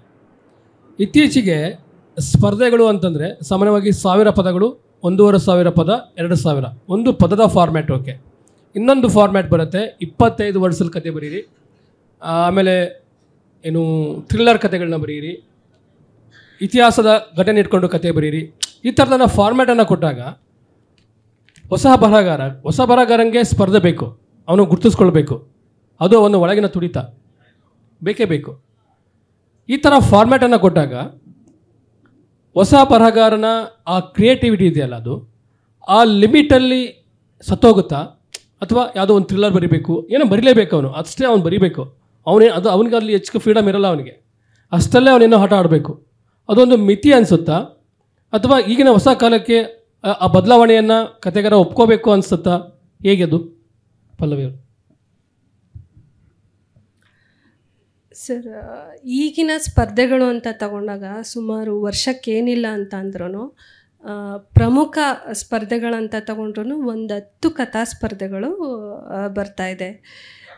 ಅದರಲ್ಲಿ ನಾವು ನಮಗೆ ಅಂದರೆ ನಾವು ಏನು ಅಭಿವ್ಯಕ್ತಿ ಪಡಿಸ್ತಾ ಇದ್ದೀವಿ ಅಲ್ಲಿ ನಾವು ಆಯ್ಕೆ ಮಾಡ್ಕೊಳ್ಳೋ ಸ್ವತಂತ್ರ ನಮಗಿದ್ದೇ ಇರುತ್ತೆ. ಆದರೆ ನಾವು ಎಲ್ಲ ಕಥೆಗಳಲ್ಲೂ ಪಾರ್ಟಿಸಿಪೇಟ್ ಮಾಡಿ ಎಲ್ಲ ಕಥೆಗಳಲ್ಲೂ ನಾವು ಬಹುಮಾನ ಗೆಲ್ತೀವಿ ಅಂತ ಅಂದರೆ ಅದು ಬರಹಗಾರರ ಒಂದು ಪ್ರಾಮಾಣಿಕತೆ ಮತ್ತು ಬದ್ಧತೆ ಮೇಲೆ ಪ್ರಶ್ನೆ ಮೂಡಿಸುತ್ತೆ. ಅಫ್ಕೋರ್ಸ್ ನೀವು ಹೇಳ್ದಂಗೆ ಒಂದು 25 ಪದದ ಕಥೆಗಳನ್ನ ಬರೆಯೋದು ನಿಜಕ್ಕೂ ಅದು ಕಷ್ಟಕರ ಸಂಗತಿನೇ ಹೌದು. ಆದರೆ ಆ ಸ್ಪರ್ಧೆನಲ್ಲಿ ನಿಮಗೂ ಸಹ ಬಹುಮಾನ ಬಂದಿತ್ತು ಅನ್ನೋದು ನನಗೆ ನೆನಪಿದೆ. ಆದರೆ ಇನ್ನೊಂದೇನಂತ ಅಂದರೆ ಈ 2000 ಪದ 3000 ಪದ ಅಂತ ಇಟ್ಟವಾಗ ಅದು ನನಗೆ ಚೌಕಟ್ಟು ಅಂತ ಕಾಣಿಸೋದಿಲ್ಲ. ಯಾಕಂದರೆ ಕತೆ ಏನಾದರೂ ಅದನ್ನು ಬೇಡುತ್ತೆ ಅಂತ ಅಂದರೆ ಅದನ್ನು ಮೀರಿಕೊಂಡು ಕತೆ ಬೆಳೆಯುತ್ತೆ. ಆ ಶಕ್ತಿ ಕತೆಗೆ ಖಂಡಿತವಾಗ್ಲೂ ಇದೆ. ಆದರೆ ಅದನ್ನು ಬರಹಗಾರ ಮೊಟಕುಗೊಳಿಸ್ತಾರೆ ಅಂತ ಅಂದರೆ ಅದು ಅದೇ ಅವರ ಬದ್ಧತೆಯನ್ನು ಪ್ರಶ್ನಿಸಬೇಕಾಗತ್ತೆ ಅಷ್ಟೇ. ಆದರೆ ಈ ಪದ ಮಿತಿ ಏನಿದೆ ಅದು ಒಂದಷ್ಟು ಅನಗತ್ಯ ಪದಗಳನ್ನ ಒಂದಷ್ಟು ಅನಗತ್ಯ ಒಂದು ಸನ್ನಿವೇಶಗಳಿಗೆ ಅದು ಕತ್ತರಿ ಹಾಕುತ್ತೆ ಅಂತ ನನಗನ್ಸುತ್ತೆ. ಅದು ಇದೆ. ಆದರೆ ಕಥಾ ಸ್ಪರ್ಧೆಗಳಿಗೆ ಬರಿತಾ ಇರೋವಂತಹ ಜನತೆ ಹೆಚ್ಚಾಗ್ತಿದೆ. ಹೌದು, ಅದನ್ನು ಯುವ ಜನರು ಮಾತ್ರ ಮಾಡ್ತಲ್ಲ, ಹಿರಿಯ ಬರಹಗಾರರು ಸಹ ಮಾಡ್ತಾ ಇದ್ದಾರೆ. ನಾವು ಪ್ರಶಸ್ತಿನೇ ಮಾನದಂಡ ಅಂತ ತಗೊಳ್ಳಿಲ್ಲ ಅಂತಂದ್ರೂ ಆ ಪ್ರಶಸ್ತಿಗಳು ಮತ್ತು ಒಂದಷ್ಟು ಏನು ಪ್ರಿವಿಲೇಜ್ ಎಲ್ಲ ಸಿಕ್ಕಿರೋ ಅಂಥವ್ರೂ ಸಹ ಈಗಲೂ ಸಹ ಸ್ಪರ್ಧೆನಲ್ಲಿದ್ದಾರೆ. ಅದನ್ನು ಸಹ ನಾವು ಅಲ್ಲಗೆಳೆಯೋದಕ್ಕಾಗೋದಿಲ್ಲ. ಹಾಗೆ ಈ ಸ್ಪರ್ಧೆ ಅಂತ ಅನ್ನೋದು ಒಂದು, ನೀವು ಇತಿಹಾಸ ಮತ್ತು ಈ ಒಂದು ಥ್ರಿಲ್ಲರ್ ಈ ಥರದ್ದು ಒಂದು ಚೌಕಟ್ಟನ್ನಂತ ಕೊಟ್ಟಾಗ ನನ್ನ ಪ್ರಕಾರ ಹೇಳಬೇಕು ಅಂತಂದರೆ ಆ ಕಥೆಗಾರರಿಗೆ ಆ ಕ್ಷೇತ್ರ ಆ ಒಂದು ಟಾಪಿಕ್ ಸೂಕ್ತ ಅಲ್ಲ ಅಂತ ಅನ್ಸಿದ್ರೆ ಅವರೇ ಹಿಂದೆ ಸರಿತಾರೆ ಅಂತ ಅಂದ್ಬಿಟ್ಟು. ಆದರೆ ಒತ್ತಾಯಪೂರ್ವಕವಾಗಿ ಏನಾದರೂ ಅವ್ರು ಬರೀತಾರೆ ಅಂತಂದರೆ ಅವರು ಅದು ಒಂದು ಅಲ್ಲಿನೂ ಇದ್ದು ಎಲ್ಲ ಕಡೆನೂ ಸಲ್ಲುತ್ತೀವಿ ಅನ್ನೋದು ಅದು ಅವರ ಭ್ರಮೆ ಆಗುತ್ತೆ ಅಷ್ಟೇ. ಆದರೆ ಸಕ್ಸಸ್ ಆಗೋದಕ್ಕೆ ಆಗೋದಿಲ್ಲ. ಸಕ್ಸಸ್ ಅಂತ ಅಂದರೆ ಆ ಕತೆ ಸಕ್ಸಸ್ ಆಗಲ್ಲ ಅಂತ.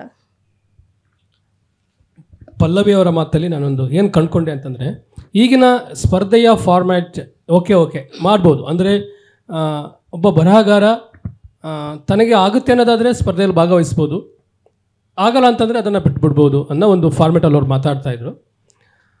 ಬಟ್ ನಾನು ಸ್ಪರ್ಧೆಯ ವಿಚಾರವಾಗಿ ಅವ್ರು ಇನ್ನಷ್ಟು ವಿಚಾರಗಳು ಅವರ ಮಾತುಗಳಿಗೆ ನಾನು ಸೇರಿಸ್ತೀನಿ. ಆಗಲೇ ವಿಶಾಖ ಎನ್ನವರು ಮಾತಾಡ್ತಾ ಇರ್ಬೇಕಾದ್ರೆ ಆಗಲೇ ಅಲ್ಲೊಂದು ಇದರಲ್ಲಿ ಮಾತಾಡ್ತಾಯಿದ್ರು. ಸ್ಪರ್ಧೆಗಳು ತುಂಬ ಇದೆ. ನಾವೇನು ಅಂದ್ಕೊಂಡಿದ್ದೀವಿ ಅಂದರೆ ಫೇಸ್ಬುಕ್ಕಲ್ಲೆಲ್ಲ ಚರ್ಚೆ ಆಗ್ತಾ ಇದೆ, ಅಂದರೆ ಪುಸ್ತಕ ಓದುವವರಿಗಿಂತ ಬರೆಯುವವರು ಜಾಸ್ತಿ ಇದ್ದಾರೆ ಅನ್ನೋದು ಒಂದು ತುಂಬ ಚರ್ಚೆ ಆಗ್ತಿದೆ ಅಂತೇಳಿ. ವಿಶಾಖ ಸರ್ ಅವ್ರು ಒಂದು ಮಾತು ಹೇಳಿದರು. 2005 ಮತ್ತು 6ನೇ ಇಸ್ವಿಯಲ್ಲಿ ಅವರು ಸ್ಪರ್ಧೆಯನ್ನು ನೋಡ್ಕೊಳ್ತಾ ಇದ್ರಂತೆ ವಿಶಾಖ ಅವರು. ಅವ್ರು ಹೇಳ್ತಾಯಿದ್ರು 1,500ದಿಂದ 2,000ವರೆಗೂ ಕೂಡ ಕಥೆಗಳು ಬರ್ತಾಯಿತ್ತು 2005ರಲ್ಲಿ. ಈಗ ತುಂಬ ಈಸಿ ಆಗಿದೆ, ನಾವು ಟೈಪ್ ಮಾಡಿಬಿಟ್ಟು ಮೇಲ್ ಮಾಡ್ತೀವಿ, ಭಾಳ ಈಸಿ ಆಗಿದೆ. ಫಸ್ಟ್ ಆಫೀಸ್ಗೆ ಹೋಗಬೇಕಾಗಿಲ್ಲ, ಅದನ್ನ ಪ್ರಿಂಟ್ ತೆಗೋ ಅವಶ್ಯಕತೆ ಇಲ್ಲ, ಸ್ಟಾಂಪ್ ಇದೇನಿಲ್ಲ, ಸುಮ್ಮನೆ ಕಳಿಸ್ತಾ ಇರೋದು ಮೇಲ್ ಮಾಡಿ. ಆದರೆ ಈಗ ಬರ್ತಾ ಇರೋ ಎಂಟ್ರೀಸ್ ಬಹಳ ಕಡಿಮೆ, 400, 450. ದೇವಪತ್ರ ಕೂಡ ಅದನ್ನೇ ಹೇಳ್ತಾಯಿದ್ರು. ಬುಕ್ಬ್ರಹ್ಮ ಕಥಾ ಸ್ಪರ್ಧೆಯನ್ನು ಸ್ಟಾರ್ಟ್ ಮಾಡಿದಾಗ ಬಂದಂಥ ಕಥೆಗೂ ಮತ್ತು ಇತ್ತೀಚೆಗೆ ಈಗ ಬರ್ತಾ ಇರುವ ಕಥೆಗಳ ಸಂಖ್ಯೆಗೆ ಬಹಳ ಕಡಿಮೆ ಇದೆ ಅಂತ. ಹೆಚ್ಚು ಬರೆಯೋರು ಎಲ್ಲಿ ಹೋದರು? Yes ma'am. ಒಳ್ಳೆ ಕ್ವಶನ್ ಕೇಳಿದ್ರಿ ಸರ್ ನೀವು. ಬರೆಯೋರು ಎಲ್ಲಿ ಹೋದರು ಅಂತೇಳಿ.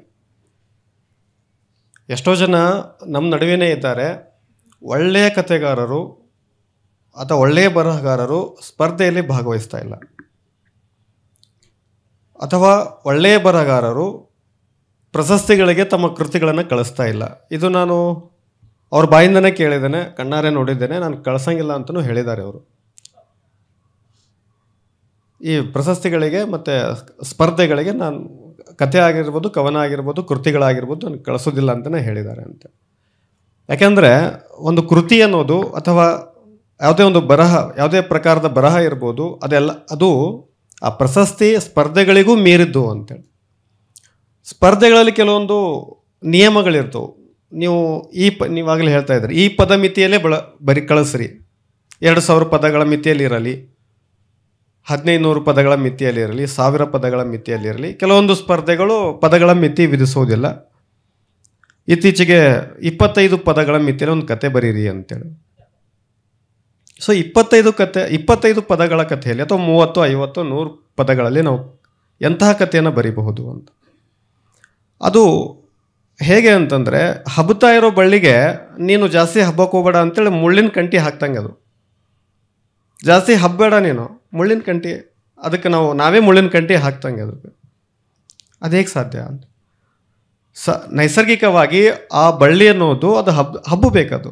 ಅದಕ್ಕೆ ನಾವು ಮುಳ್ಳಿನ ಕಂಟಿನ ಹಾಕಿದರೆ ಅದರ ಸಹಜತೆ ಅನ್ನೋದೇನಾಗುತ್ತೆ, ಗೌಣ ಆಗಿಬಿಡುತ್ತೆ ಅಂತೇಳಿ. ಅದು ಅವರ ನಿಯಮ ಇರ್ಬೋದು, ಅವರ ರೂಲ್ಸ್ ಇರ್ಬೋದು, ಸರಿ. ಆದರೆ ಯಾವುದೇ ಒಬ್ಬ ಯುವ ಬರಹಗಾರ ಸ್ಪರ್ಧೆಗಳಿಗೆ ಅಂತೇಳಿ ಬರೀಬಾರ್ದು ಅನ್ನೋದು ನನ್ನ ವೈಯಕ್ತಿಕ ಅನಿಸಿಕೆ ಅಂತೇಳಿ. ಯಾಕೆ ಅಂತಂದರೆ, ಆ ಸ್ಪರ್ಧೆಗಳಿಗೆ ಬರೆಯುವವರು ನನಗೆ ಪ್ರಶಸ್ತಿ ಬರಲಿ ಅಂತೇಳಿ ಬಯಸ್ತಾ ಇರ್ತೇವೆ ಹೊರತು, ನಾನು ಬರೆದಿರುವ ಆ ಬರಹ ಓದುಗರಿಗೆ ತಲುಪಲಿ, ಓದುಗರಿಗೆ ಇಷ್ಟ ಆಗಲಿ ಅಂತೇಳಿ ಅದು ಗೌಣ ಆಗುತ್ತೆ, ಆ ವಿಷಯ ಗೌಣ ಆಗುತ್ತೆ. ಪ್ರಶಸ್ತಿ ಬರಲಿ ಅನ್ನುವಂಥದ್ದು.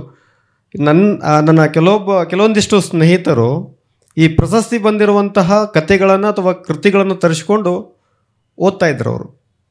ಓದಿ ಅಂದರೆ ಎದಕ್ಕೆ ಓದ್ತಾ ಇದ್ರಂತಂದರೆ ಆ ಪ್ರಶಸ್ತಿ ಪಡೆದುಕೊಂಡಿರೋ ಕತೆ ಹೇಗಿದೆ, ಕೃತಿ ಹೇಗಿದೆ, ನಾನು ಹಾಗೆ ಬರೀಬೇಕು ಅಂತೇಳಿ. ಅದರ ಅರ್ಥ ಏನು? ತಮ್ಮೊಳಗಡೆ ಇರುವಂತಹ ಸಹಜವಾದ ಬರವಣಿಗೆ ಅವ್ರಿಗೆ ಬೇಕಾಗಿಲ್ಲ. ಅವ್ರಿಗೇನು ಬೇಕು? ಪ್ರಶಸ್ತಿ ಅನ್ನುವಂತಹ ಒಂದು ಕಿರೀಟ ಬೇಕಾಗಿದೆ. ಹೀಗಾಗಿ ಆ ಪ್ರಶಸ್ತಿ ಪಡೆದುಕೊಂಡಿರ್ತಕ್ಕಂಥ ಕತೆಗಳ ಹಿಂದೆ, ಕೃತಿಗಳ ಹಿಂದೆ ಇಂದಿನ ಎಲ್ಲರೂ ಅಂತಲ್ಲ, ಸಾಕಷ್ಟು ಜನ ಸಹಜವಾಗಿ ಪ್ರಶಸ್ತಿಯನ್ನು ಮೀರಿ ಬರೀತಾ ಇದ್ದಾರೆ ಯುವ ಬರಹಗಾರರಲ್ಲಿ. ಆದರೆ ಅಷ್ಟೇ ಜನ ಏನು ಮಾಡ್ತಾ ಇದ್ದಾರೆ ಅಂತಂದರೆ ಅದರಿಂದ ಓಡ್ತಾ ಇದ್ದಾರೆ ಅಂತೇಳಿ. ಹೀಗಾಗಿ ನಮ್ಮೊಳಗಡೆ ಇರುವಂತಹ ಸಹಜವಾಗಿರ್ತಕ್ಕಂತಹ ಆ ಬರವಣಿಗೆ, ನೈಜವಾದ ಬರವಣಿಗೆ. ಯಾಕೆ ನೀವು ಹೇಳ್ತಾ ಇದ್ರಿ ಈಗ ಓದೋರಿಗಿಂತ ಜಾಸ್ತಿ ಬರವಣಿಗೆ ಬರಹಗಾರ ಜಾಸ್ತಿ ಆಗಿದ್ದಾರೆ ಅಂತೇಳಿ. ಯಾಕೆ ಹೇಳ್ರಿ? ಯಾಕೆ ಅಂತಂದರೆ ನಾವು ಆ ಓದುಗರಿಗೆ ಇಷ್ಟವಾಗುವಂತಹ ಬರವಣಿಗೆ ನಮ್ಮಿಂದ ಆಗ್ತಾ ಇಲ್ಲ. ನಾವು ಪ್ರಶಸ್ತಿಯಿಂದೇ ಓಡ್ತಾ ಇದ್ದೇವೆ. ನಮ್ಮ ವಿಷಯ ಟಾಪಿಕ್ ಏನಂತಂದರೆ ಹೊಸ ಬರಹಗಾರರ ತಲ್ಲಣಗಳು ಅಂತೇಳಿ. ಆ ಹೊಸ ಬರಹಗಾರ ತಲ್ಲಣಗಳು ಏನು ಅಂದರೆ ಅದರಲ್ಲಿ ಒಂದು ಅಂಶ, ಓದುಗರಿಗೆ ಎಂತಹ ಸಾಹಿತ್ಯವನ್ನು ಒದಗಿಸಬೇಕೆನ್ನುವಂತಹ ತಲ್ಲಣ ಇದೆಯಲ್ಲ, ಇದು ಹೊಸ ಬರಹಗಾರರಿಗೆ ಇರುವಂಥ ಒಂದು ಹೊಸ ಚಾಲೆಂಜ್ ಅಂತೆ. ಹಿಂದಿಗೆ 1500 ಜನ 1000 ಜನ ಕಳಿಸ್ತಾ ಇದ್ರು. ಯಾಕಂದರೆ ಆವಾಗ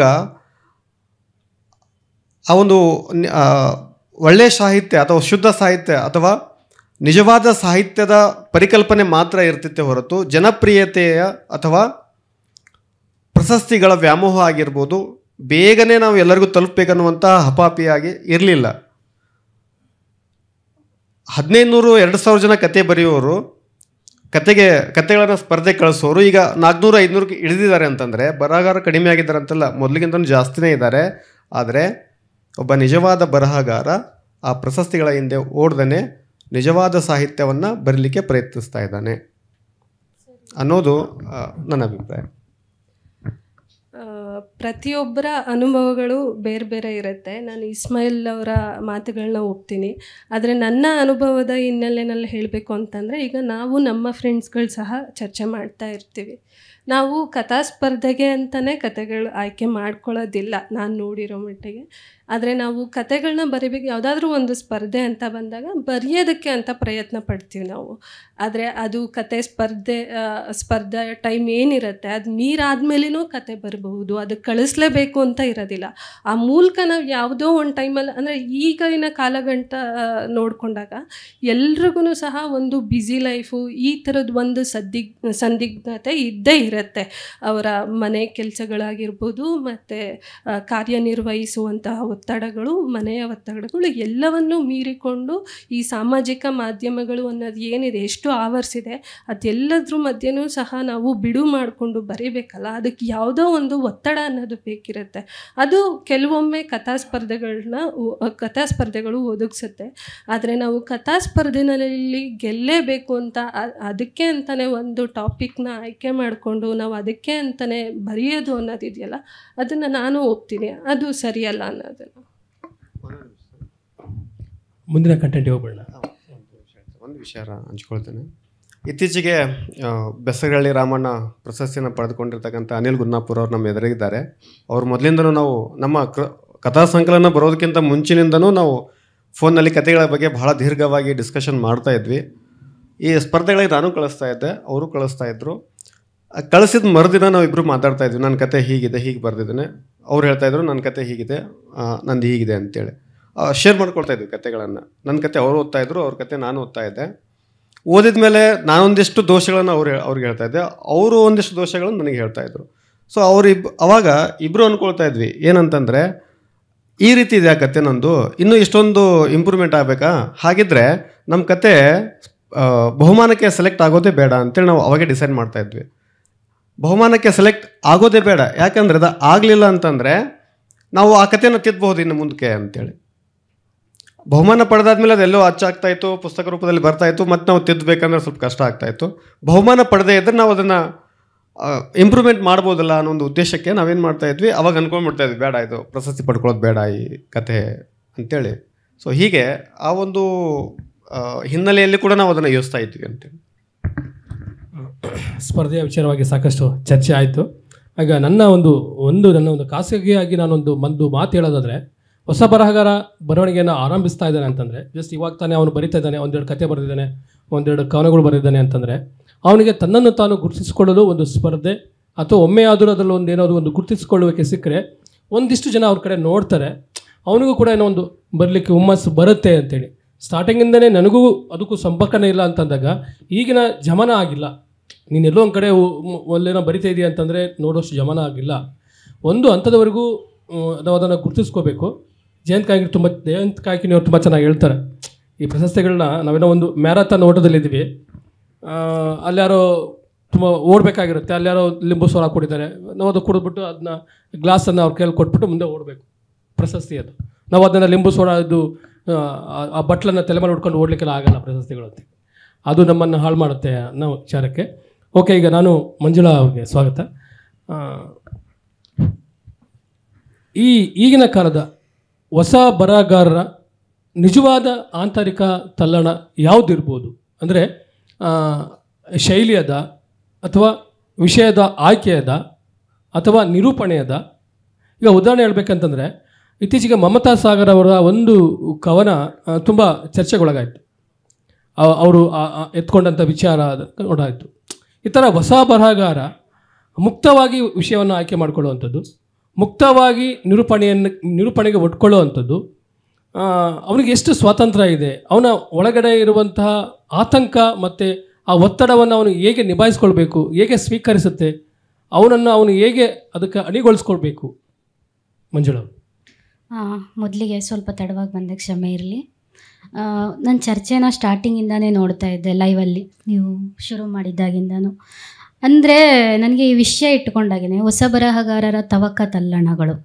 ಯಾಕೆ ಹೊಸ ಬರಹಗಾರರಿಗೆ ಅವ್ರಿಗೆ ಸ್ಟ್ರಾಂಗಾಗಿ ಅವರ ಸಾಹಿತ್ಯದ ಮಾತಾಡೋಕ್ಕೆ ಬೇರೆ ವಿಷಯ ಇರಲ್ವ, ತವಕ ತಲ್ಲಣಗಳನ್ನೇ ಯಾಕೆ ಇಟ್ಕೊಳ್ಬೇಕು ಅಂತ. ಒಂದು ಹೊಸ ಬರಹಗಾರರಿಗೆ ಸಾಕಷ್ಟು ತವಕ ತಲ್ಲಣಗಳೆಲ್ಲ ಇದೆ. ಅದು ಹೊಸ ಬರಹಗಾರರ ಸಮಸ್ಯೆ ಅಲ್ಲ. ನಮ್ಮ ಹಿರೀಕರು ಈ ಹಿಂದೆ ಏನಿದ್ದಾರೆ, ನಮ್ಮ ಹಳೆ ತಲೆಮಾರುಗಳು ಹೊಸ ತಲೆಮಾರನ್ನು ಮುಕ್ತವಾಗಿ ಆಲೋಚನೆ ಮಾಡೋಕ್ಕೆ, ಅವರು ವಿಶಾಲವಾಗಿ ಜಗತ್ತನ್ನು ನೋಡೋಕ್ಕೆ ಬಿಟ್ಟಿಲ್ಲ. ಅದಕ್ಕೆ ಕಾರಣ ಯಾರು ಅಂತ ಹೇಳೋಕೆ ಹೋದರೆ ಮತ್ತೆ ನಮ್ಮ ಶಿಕ್ಷಣಗಳು, ಧರ್ಮಾಧಾರಿತ ರಾಜಕಾರಣ, ಎಲ್ಲವನ್ನೂ ಒಂದು ಕಪಿಮುಷ್ಟಿಯಲ್ಲಿ ಇಟ್ಕೊಂಡು ನಾವು ಸನಾತನ ಅಂತನೋ ಏನೋ ಒಂದು ಅಂತಾನೆ ಹಿಮ್ಮುಖವಾಗಿ ಚಲಿಸುವ. ಇವಾಗ ಬೇರೆ ದೇಶಗಳೆಲ್ಲ ನಾವು ಜಾಗತಿಕವಾಗಿ ಯಾವ ಮಟ್ಟಿಗೆ ನಾವು ಮುಂದುವರೆದಿದ್ದೀವಿ ಅಂತ ಹೇಳೋದನ್ನ ನಮ್ಮ ತಾಕತ್ತು ಅಂದ್ಕೊಳ್ಳುವಾಗ, ನಾವು ಎಷ್ಟು ಹಿಂದಿನವರು, ನಾವೆಷ್ಟು ಸನಾತನರು ಅಂತ ಹೇಳ್ಕೊಳ್ಳೋದ್ರಲ್ಲಿ ತೃಪ್ತಿ ಪಡ್ಕೊತಿರೋ ಭಾರತದಲ್ಲಿ ಹೊಸ ಯುವಕರ ಅಥವಾ ಹೊಸ ಲೇಖಕರ ತವಕ ತಲ್ಲಣಗಳು ಏನು ಅಂತ ನಾವು ಕೇಳೋದಾದರೆ, ಅದು ಕೇವಲ ಆ ಲೇಖಕರದಾಗಿರಲ್ಲ. ಇವಾಗ ನೀವು ಒಂದು ಪ್ರಶ್ನೆ ಕೇಳಿದೆ ಬರ್ತಿದ್ದಂಗೆ, ಹೆಚ್ಚು ಬರಿತಿದ್ದವರೆಲ್ಲ ಎಲ್ಲಿ ಹೋದ್ರು ಅಂತ. ಈಗ ಮಹಾಕಾವ್ಯಗಳನ್ನ ಬರೆಯೋಕ್ಕೋ, ರಾಮಾಯಣ ಮಹಾಭಾರತ ಬರೆಯೋಕ್ಕೋ, ಅಥವಾ ಮಳೆಗಾಲದಲ್ಲಿ ಮದುಮಗಳು ಅನ್ನೋ ಒಂದು ಕ್ಲಾಸಿಕ್ ಕಾದಂಬರಿ ಬರೆಯುವಂಥದ್ದು ಕಾಲಘಟ್ಟದಲ್ಲಿ ನಾವಿಲ್ಲ. ತುಂಬ ಜನ 5 ನಿಮಿಷಕ್ಕಿಂತ ಹೆಚ್ಚು ಯಾವುದನ್ನು ನೋಡೋಕ್ಕಾಗಲ್ಲ. ನಾವು ಬದುಕ್ತಿರೋ ತಂತ್ರಜ್ಞಾನ ಯುಗದಲ್ಲಿ ನಮ್ಮ ಮೈಂಡ್ಗಳು, ಮತ್ತಿವಾಗ ತುಂಬ ಹಿಂದೆ ನೋಡೋಕೆ ಹೋದರೆ ತುಂಬ ಆರಾಮವಾಗಿ ಒಂದು ಬದುಕು ಕಟ್ಕೊಬೋದಾಗಿತ್ತು. ಒಬ್ರಿಗೆ ಮದುವೆ ಆಯಿತು, ಇವ್ರ ಮನೇಲಿ ಇರ್ತಾರೆ, ಇವರೊಂದು ಕೆಲಸಕ್ಕೆ ಹೋಗಿ ಬರ್ತಾರೆ, ಒಂದು ಫ್ಯಾಮಿಲಿ ನಿರ್ವಹಿಸ್ತಾರೆ ಅಂತ. ಬಟ್ ನಮ್ಮ ನಿಜವಾದ ತಲ್ಲಣಗಳೇನೆಂದರೆ, ಒಂದು ಡಿಗ್ರಿ ಮುಗಿಸ್ಕೊಂಡು ಈಚೆ ಬರ್ತಿದ್ದಂಗೆ ನಮ್ಮ ಬದುಕುಗಳನ್ನ ನಾವೇ ಕಟ್ಕೊಳ್ಬೇಕಾದ ಸವಾಲುಗಳು ನಮ್ಮ ಮುಂದೆ ಇರುತ್ತೆ. ಇವಾಗ ನಾನಾಗಲಿ, ಪಲ್ಲವಿ ಆಗಲಿ, ನೀವಾಗಲಿ, ಯಾರಾಗಲಿ, ನಾವು ಹೊಟ್ಟೆಪಾಡಿಗಾಗಿ ಒಂದು ವೃತ್ತಿ ಮಾಡದೆ ಕುತ್ಕೊಂಡು ಬರ್ಕೊಂಡು ಆರಾಮಾಗಿ ಓದ್ಕೋತೀವಿ ಅನ್ನೋ ಥರದ ಹಿನ್ನೆಲೆಗಳು ಯಾರು ನಮಗಿಲ್ಲ. ನಾವು ಎಲ್ಲಿ ಹೋಗಿ ಕೆಲಸ ಮಾಡ್ತೀವಿ, ಅವು ನಮ್ಮ ಮೈಂಡ್ಗಳನ್ನು, ನಮ್ಮ ಕಣ್ಣುಗಳನ್ನು ಎಲ್ಲವನ್ನು ಕರೆಕ್ಟ್ ಮಾಡುವಂಥದ್ದೇ. ಆ ಎಲ್ಲದರ ಮಧ್ಯೆ ತುಂಬ ಒಳ್ಳೆ ಬರಹಗಾರರು ಇವತ್ತು ಬರೀತಾ ಇದ್ದಾರೆ. ಅಂದರೆ ಹೊಸ ತಲೆಮಾರು ಇದೆಲ್ಲದ್ರ ಮಧ್ಯೆ ಎಲ್ಲ ಕ್ಷೇತ್ರದಲ್ಲಿ ತುಂಬ ಅದ್ಭುತವಾದ ಸಾಧನೆ ಮಾಡ್ತಿದ್ದಾರೆ.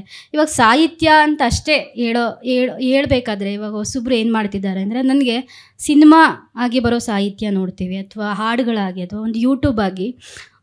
ಇವಾಗ ರಂಜತ್ ಅಂತ ಒಬ್ಬ ನಿರ್ದೇಶಕರನ್ನು ನೀವು ತೊಗೊಳೋಕ್ಕಾದ್ರೆ, ಇಡೀ ಅಂಬೇಡ್ಕರಿಸಮ್ನ ಒಂದು ಸಾಹಿತ್ಯ ಕೇಳಿಸಿ ಒಂದು ಸಿನಿಮಾ ಮಾಡ್ತಾನೆ. ಅದು ಎಂಥ ಕ್ಷೇತ್ರದಲ್ಲಿ ಅಂದರೆ, ಈವರೆಗೂ ಬ್ರಾಹ್ಮಣ್ಯದ ಕಪಿಮುಷ್ಟಿಯಲ್ಲಿರುವಂಥ ಸಿನಿಮಾ ಕ್ಷೇತ್ರದಲ್ಲಿ ನಿಂತ್ಕೊಂಡು ಒಂದು ದಲಿತಿಸಮ್ನ ಅವನು ಸೃಷ್ಟಿ ಮಾಡ್ತಾರೆ. ಅದು ಸಾಹಿತ್ಯಕ್ಕಿರೋ ತಾಕತ್ತು, ಅಥವಾ ಭಾಷೆಗೆ ಅಥವಾ ಬರಹಕ್ಕಿರೋ ತಾಕತ್ತು.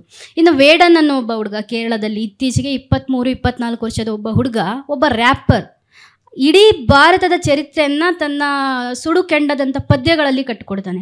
ನನಗೆ ವೇಡನ್ ಅಂತ ಅದ್ಭುತ ಸಾಹಿತಿ ಈವರೆಗೆ ಇನ್ನೊಬ್ಬರನ್ನ ಇಲ್ಲಿ ಕಾಣೋಕೆ ಆಗಲ್ಲ ಅನ್ನೋ ಥರದ್ದು ನಾನು ನೋಡ್ತೀನಿ. ಮತ್ತು ಇದೆಲ್ಲದರ ಮಧ್ಯೆ ಅದು ಪ್ಯಾಲೆಸ್ತೀನ್ ಆಗಿರ್ಬೋದು, ಅಥವಾ ಇಲ್ಲಿ ಬೆಲ್ಚಿ ಇರ್ಬೋದು, ಅಥವಾ ಕಂಬಾಲಪಲ್ಲಿ ಇರ್ಬೋದು, ಎಲ್ಲ ಕಾಲಘಟ್ಟಕ್ಕೆ ಎಲ್ಲ ತಲೆಮಾರಿಗೆ ಆ ಸಮಸ್ಯೆಗಳಿತ್ತು. ಅದನ್ನು ಎದುರಿಸ್ಕೊಂಬಂದಿದ್ದಾರೆ. 70 ದಲಿತ್ ಸಂಘರ್ಷ ಸಮಿತಿ ಶುರುವಾಗಿದೆ ಸಾಹಿತ್ಯದ ಮೂಲಕ ಅಂತ ಹೇಳಿದರೆ ಯಾರು ನಂಬ್ತಾರೋ ಇಲ್ವೋ. ಇಕ್ಕರ್ಲ ಓದಿರಲ್ಲ ಒಲೆ ಮಾದಿಗರ ಹಾಡು ಬಂದು ಒಂದು ದೊಡ್ಡ ಚಳುವಳಿನೇ ಆಗೋಯ್ತು. ಅವ್ರು ಎದುರಿಸ್ತಿದ್ದ ಸಮಸ್ಯೆಗಳು ಬೇರೆ. ಆವಾಗ ಏನು ನಾವಿವಾಗ ಶಾಸ್ತ್ರೀಯ ಸಾಹಿತ್ಯ ಅಂತ ನೋಡೋದು ಅಥವಾ ಶುದ್ಧ ಸಾಹಿತ್ಯ ಅಂತ ನೋಡೋದು, ಹೀಗೆ ಬರೆದ್ರೆ ಮಾತ್ರ ಶ್ರೇಷ್ಠ ಅಂದ್ಕೊಳ್ಳೋರ ಮಧ್ಯೆ ಒಲೆ ಮಾದಿಗರ ಹಾಡು ಅಂತ ಒಂದು ಸಾಹಿತ್ಯ ಚಿಕ್ಕದಾಗಿ ಚಿಗುರಿ ಇವತ್ತದು ಯಾವ ಹಂತಕ್ಕೆ ಹೋಗಿದೆ. ಅದನ್ನು ನಿರ್ಲಕ್ಷ್ಯ ಮಾಡ್ಬೋದು, ಬೇಕಂತಲೇ ಅದೇನಲ್ಲ ಅಂತ ಹೇಳ್ಬೋದು. ಆದರೆ ಸಾಹಿತ್ಯ ಸೃಷ್ಟಿಸಿರೋವಂಥ ಎಲ್ಲ ಕಾಲದ ಚಿಗುರು ಕೂಡ ಹೊಸ ತಲೆಮಾರಿನಿಂದನೇ ಹುಟ್ಟಿದೆ. ಇವಾಗ ನಮ್ಮ ತಲೆಮಾರಿನಲ್ಲಿ ಸಹ ತುಂಬ ಜನ ಅದ್ಭುತ ಬರಹಗಾರಿದ್ದಾರೆ. ನೀವು ವಿಲ್ಸನ್ ಕಟೀಲ್ದೊಂದು ಕವಿತೆ ಓದಿದರೆ, ಒಂದು ನಾಣ್ಯ ಅಥವಾ ಅವ್ರದ್ದು ಯಾವುದೇ ಪದ್ಯ ಒಂದು ಹಣ್ಣು ಇಟ್ಕೊಂಡು ಬರೀತಾರೆ. ಇಡೀ ದೇಶದ ಆರ್ಥಿಕ ವ್ಯವಸ್ಥೆನ ಒಂದು ಹಣ್ಣಲ್ಲಿ ಬರ್ಕೊಡೋಂಥ ಅದ್ಭುತ ಕವಿ ವಿಲ್ಸನ್ ಕಟೀಲ್ ಇದ್ದಾರೆ. ತುಂಬ ಜನ ಇದ್ದಾರೆ. ಆರಿಫ್ ರಾಜ ಇದ್ದಾರೆ. ಒಂದು ಮಾತನ್ನು ನಿಮಗೆ ಆ್ಯಡ್ ಮಾಡ್ತೀನಿ, ಬಹುಶಃ ಗೊತ್ತಿಲ್ಲ. ನಮ್ಮ ಕನ್ನಡ ಸಾಹಿತ್ಯ ಪರಂಪರೆಯಲ್ಲಿ ನಾವು ನವ್ಯದಿಂದ ತೊಗೊಂಡ್ರೆ, ನವೋದಯದಿಂದ ತೊಗೊಂಡ್ರೆ, ನವೋದಯ, ನವ್ಯ, ಪ್ರಗತಿಶೀಲ, ಬಂಡಾಯ ಬಂತು, ಶ್ರೀಮತ್ ಮಹಿಳೆ ಎಲ್ಲ ಬಂತು. ಈಗಿನ ಒಂದು ಸುಮಾರು ಒಂದು ದಶಕದ ಕಾಲವನ್ನು ನಾವು ಚಳುವಳಿ ರಾಹಿತ್ಯ ಅಂದರೆ ಚಳುವಳಿ ರಹಿತ ಕಾಲ ಅಂತ ನಾವೇನೋ ಅನ್ಕೋತಾ ಇದ್ದೀವಿ. ಒಂದು ಚರ್ಚೆ ಇದೆ, ಅದು ಚಳುವಳಿನೇ ಇಲ್ಲ, ಅನ್ನೋಕ್ಕಾಗೋದೇ ಇಲ್ಲ, ಚಳುವಳಿ ಇಲ್ಲ ಅನ್ನೋಕ್ಕಾಗೋದೇ ಇಲ್ಲ. ನೀವು ಚಳುವಳಿ ಅಥವಾ ಹೋರಾಟ ಇಲ್ಲದೆ ಏನು ನೋಡೋಕ್ಕಾಗಲ್ಲ. ಅಂದರೆ ತುಂಬ ಸುಲಲಿತವಾಗಿ ನಾವಿದು ಬರೀತಿದ್ದೀವಿ, ಇದು ಮಾತ್ರ ಸಾಹಿತ್ಯ ಅಂತ ಗುಂಪು ಕಟ್ಟಿಕೊಂಡು ಕವಿತೆ ಬರೆಯೋದು ಹೇಗೆ ಅಂತ ಚರ್ಚೆಗಳನ್ನ ಮಾಡಿಕೊಂಡು ಕತೆ ಬರೆಯೋಕ್ಕೆ ಟ್ರಿಕ್ಸ್ ಕೊಡೋ ಅಂತ ಇವು ನಡೀತವೆ. ಆದರೆ ಅಷ್ಟೇ ಸಾಹಿತ್ಯನ ಅದ್ರಾಚೆಗೆ ನೀವು ನೋಡಿದರೆ, ಮೊನ್ನೆ ಒಂದು ದೇವನಹಳ್ಳಿ ಚೆಲ್ಲೋ ಅಂತ ಒಂದು ಕಾರ್ಯಕ್ರಮ ಆಯಿತು. ತುಂಬ ಯುವ ತಲೆಮಾರು ಚಿಕ್ಕ ಕೋರ್ಸ್ ಇಟ್ಕೊಂಡು ಒಂದು ದೊಡ್ಡ ಹೋರಾಟ ಕಟ್ಟಿದ್ರು. ಹಾಡುಗಾರ ಅಲ್ಲೇ ಹೋಗಿ ಇದು ಮಾಡಿದ್ರು. ಅಂದರೆ ಸರ್ಕಾರ ಅನ್ನುವಂಥದ್ದು ಇಡೀ ರೈತರ ಭೂಮಿಯನ್ನು ವಶಪಡಿಸ್ಕೊಂಡು, ಅಂದರೆ ಇಡೀ ಆಡಳಿತಕ್ಕೆ ವಿರೋಧವಾಗಿ ನಿಂತಿದ್ದು ಭಾಳ ಚಿಕ್ಕ ಪುಟ್ಟ ಸಂಘಟನೆಯಲ್ಲಿ ಕೆಲಸ ಮಾಡ್ತಿದ್ದು ಹುಡುಗರು. ಅವರ ಅಸ್ತ್ರ ಏನಂದರೆ ಅವ್ರ ಬರವಣಿಗೆ. ಅಂದರೆ ಸಾಹಿತ್ಯದ ಒಳಗೆ ಇದೇ ಸಾಹಿತ್ಯ ಅಂತ ಕಣ್ಕಟ್ಟು ನಡೀತಿದೆಯಲ್ಲ, ಅದ್ರ ಆಚೆಗೆ ಭಾಳ ವಿಶಾಲವಾಗಿದೆ ಸಾಹಿತ್ಯ, ತುಂಬ ಜನಕ್ಕೆ ತಲುಪ್ತಾ ಇದೆ. ಅಂದರೆ ನೀವು ಚಳುವಳಿನ ಹೊರತುಪಡಿಸಿ ಅಥವಾ ನಮಗೆ ರಾಜಕಾರಣ ಬೇಡಪ್ಪ ಸಾಹಿತ್ಯಕ್ಕೆ ಅಂತ ಹೊರತುಪಡಿಸಿ ನೀವೇನು ಬರೀತಿದ್ದೀರಾ? ಕಾಲ ಅಥವಾ ದೇಶಕ್ಕೆ ಸವಾಲಾಗ ಆಡದಿದ್ದರೆ ಆತ ಸಾಹಿತ್ಯ ಎಲ್ಲ ಗುಮಾಸ್ತ ಅಂತ ಲಂಕೇಶ್ ಅವತ್ತೇ ಹೇಳಿದರು. ಆ ಗುಮಾಸ್ತಿಕೆಯನ್ನು ನಾವು ಇವತ್ತು ಮಾಡಬೇಕಿಲ್ಲ, ಮತ್ತು ಆ ಗುಮಾಸ್ತಿಕೆನೇ ಶ್ರೇಷ್ಠ ಅಂದರೆ ತುಂಬ ಸಾಹಿತ್ಯ ಅಂತಲೂ ನೋಡಬೇಕಿಲ್ಲ. ಇವಾಗ ಎರಡೂ ಥರದ ನಾನು ತುಂಬ ಪಾಸಿಟಿವ್ ಆಗಿ ನಮ್ಮ ತಲೆಮಾರು ಬರಿತಾ ಇದೆ ಮಾತಾಡ್ತಿದೆ ಅಂತ ಹೇಳಬೇಕಾದ್ರೇ ಅವ್ರಿಗಿರೋ ಸವಾಲುಗಳನ್ನೂ ನಾನು ಹೇಳ್ತೀನಿ. ಅಂದರೆ ಏನಾಗುತ್ತೆ, ಇವಾಗ ಬದುಕು ಕಟ್ಕೊಳ್ಳೋಕ್ಕೆ ಸಾಹಿತ್ಯ ನೆರವಾಗ್ತಿದೆ. ಒಂದು ಮಟ್ಟಕ್ಕೆ ಏನಾಗುತ್ತೆ, ಇವಾಗ ತುಂಬ ಜನ, ನಾನು ಬುಕ್ ಪ್ರಮದಲ್ಲಿ 4 ವರ್ಷ ಕೆಲಸ ಮಾಡಿದ್ದೀನಿ, ತುಂಬ ಜನ ಯೂತ್ಸ್ಗೆ ಈ ಏನು ಕಥಾ ಸ್ಪರ್ಧೆ ಅನ್ನೋದು ಅಥವಾ ಕವಿತೆ ಸ್ಪರ್ಧೆ ಅನ್ನೋದು, ಹಿಂಗೆ ಬರ್ದಾಕಿ ಇಷ್ಟು ದುಡ್ಡು ಬರುತ್ತೆ, ಇದು ನನ್ನ ಲೈಫ್ ಸೆಕ್ಯೂರ್ ಅಂದ್ಕೊಳ್ಳೋರು ಇದ್ದಾರೆ. ಅವ್ರಿಗೆ ಏನು ಮಾಡ್ತಾರೆ, ಅವ್ರು ಯಾರ್ದೋ ಅಡಿಯಲ್ಲಿ, ಇವಾಗ ನಾನು ಸ್ಟಾರ್ಟಿಂಗ್ ಒಂದಷ್ಟು ಈಚೆ ಕಡೆ ಯಾವುದೇ ಚಾನಲ್ಗೆ ಏನಾದರೂ ಪದ್ಯ ಗಿದ್ಯ ಓದೋಕೆ ಹೋದರೆ ಈ ಥರ ರ್ಯಾಶ್ ಆಗಿರಬಾರ್ದು ಪದ್ಯ, ಈ ಥರ ಪದ ಇರಬಾರ್ದು, ಸರ್ಕಾರನ ವಿರೋಧಿಸೋ ಥರ ಇರಬಾರ್ದು, ಅವರನ್ನು ವಿರೋಧಿಸೋ ಥರ ಇರಬಾರ್ದು, ಬಸವಣ್ಣ ಅಂತ ಬಂದಾಗ ನೀವು ಜಗಜ್ಯೋತಿ ಅಂತಲೇ ನೋಡಬೇಕು, ಬಂಡಾಯದಾರಿಯಾಗಿ ನೀವು ನೋಡಲೇಬಾರ್ದು ಅನ್ನೋ ಥರದ್ದೆಲ್ಲ ಇರ್ತಿತ್ತು. ಸೊ ಆ ಥರ ಯುವಕರು ತಲೆಗೆ ಸಾಹಿತ್ಯಕ್ಕೆ ರಾಜಕಾರಣ ಬೇಡ ಅನ್ನೋ ಥರದ ಒಂದು ಭೂಸವಾದವನ್ನು ತಲೆಗೆ ತುಂಬಲಾಗ್ತಿದೆ. ಅಂದರೆ ಯಾವುದೇ ಕಾಲದ ಸಾಹಿತಿಗಳಿಗೆ ಮುಖ್ಯವಾಗಿ ಇರಬೇಕಾದ್ದು ರಾಜಕೀಯ ಪ್ರಜ್ಞೆ, ಅದು ಭಾಳ ಮುಖ್ಯ ಆಗುತ್ತೆ. ಅದನ್ನು ನಿರಾಕರಿಸಿ ನಾವೇನೇ ಬರಿತೀವಿ ಅಂತ ಹೋದರೂ ಅದು ಅದು ಭೂಸನೇ ಆಗೋಗುತ್ತೆ ಅಂತ ನಾನು ಹೇಳ್ತೀನಿ. ಅದು ಯುವಕರ ಸಮಸ್ಯೆ ಅಲ್ಲ.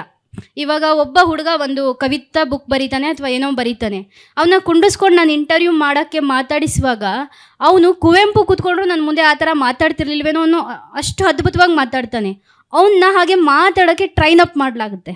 ಇದೇ ಇವಾಗ ಬರೀ ಹುಡುಗ ಬೆಳಗೆರೆ ವ್ಯತ್ಯಾಸ ಗೊತ್ತಾಗಲ್ಲ. ಕುವೆಂಪು ಇನ್ಯಾರಿಗೂ ಅಲ್ಲ, ಅವರಿಗೆ ರವಿ ಬೆಳಗೆರೆನೂ ಒಂದೇ, ಓ ಅದ್ಭುತವಾಗಿ ಬರೀತಾನೆ, ಲಂಕೇಶ್ ಓದೆ ಓ ಚೆನ್ನಾಗಿ ಬರೀತಾರೆ ಅಂತ. ಅವರ ಪುಸ್ತಕ ರಿಲೀಸ್ ಮಾಡೋ ಟೈಮಲ್ಲಿ ಜನ ತೇಜಶ್ರೀ ಗೆ ಟ್ರಿಕ್ಸ್ ಮಾಡೋದನ್ನು, ಅಂದರೆ ಏನಂತ ನಾವು ಭಾಳ ಜಾಣ ಇದೆಯಾ ನೀನು ಅಂತಾರಲ್ಲ, ಆ ಜಾಣ್ಮಿಕೆಯನ್ನು ಅದನ್ನು ಪ್ರತಿಭೆ ಅಂತ ಹೇಳಲಾಗ್ತಿದೆ. ನಾಜೂಕುತನವನ್ನು, ವಂಚಿಸೋದನ್ನು, ಟ್ರಿಕ್ ಮಾಡಿ ಗೆಲ್ಲೋದನ್ನು, ಅದನ್ನು ಪ್ರತಿಭೆ ಅಂತ ತೋರಿಸಲಾಗ್ತಿದೆ. ನನ್ನ ತಲೆಮಾರಿನ ತುಂಬ ಕವಿಗಳಲ್ಲಿ ನಾನು ಹತ್ರದಿಂದ ನೋಡಿರೋದೇನೆಂದರೆ, ಅವ್ರು ಏನು ಬರೀತಾರೆ ಅದರ ಬಗ್ಗೆ ಅವ್ರಿಗೆ ಕ್ಲಾರಿಟಿ ಇರಲ್ಲ. ತುಂಬ ಸತಿ ಯಾವುದೋ ಚರ್ಚೆಗೆ ಇವ್ರು ಮಾತಾಡಿದ್ರೆ ಆ ಥರ ಎಲ್ಲ ನಾವು ಹಿಂಗೆ ಡಿಸ್ಕಷನ್ ಮಾಡ್ತೀವಿ ಅಂತ, ಬಟ್ ಒಂದು ಕಥಾ ಸ್ಪರ್ಧೆಗೆ ಒಂದು ಕತೆ ಕಳಿಸ್ಬೇಕಾದ್ರೆ ಅಲ್ಲಿ ಮೇಯ್ನ್ ಜಾಗದಲ್ಲಿ ಯಾರು ಕೂತಿದ್ದಾರೆ, ಯಾರು ನೋಡ್ತಾರೆ, ಅವನ ರಾಜಕೀಯ ಹಿನ್ನೆಲೆ ಏನು, ಅವನ ವೈಚಾರಿಕ ಹಿನ್ನೆಲೆ ಏನು, ಅವನು ಯಾವ ಸಿದ್ಧಾಂತಕ್ಕೆ ಹೋಗ್ತಾನೆ ಅನ್ನೋದನ್ನ ನೋಡ್ಕೊಂಡು ನಾವು ಕತೆ ಬರಿಬೇಕಂತ ಡಿಸೈಡ್ ಮಾಡೋ ಟೀಮ್ಗಳಿದೆ. ಹೌದು, ಅವಾಗಲೇ ಅದನ್ನೇ ಮಾತಾಡ್ತಾ ಇದ್ದು. ಈ ಸ್ಪರ್ಧೆಗಳು ಹೊಸ ಬರಹಗಾರನ ಒಂದು ಫಾರ್ಮ್ಯಾಟಿಗೆ ರೆಡಿ ಮಾಡ್ತಿದ್ದಾವೆ, ಒಂದು ಫಾರ್ಮ್ಯಾಟಲ್ಲಿ ಬರೆಯೋದನ್ನು ರೆಡಿ ಮಾಡ್ತಾ ಇದ್ದಾವೆ ಅಂತೇಳಿ ತುಂಬ ಅದ್ಭುತವಾಗಿ ಹೊಸ ಬರಹಗಾರರ ರಚನೆಗಳನ್ನ ನೀವು ಮಾತಾಡ್ತಾ ಇದ್ದೀರಿ.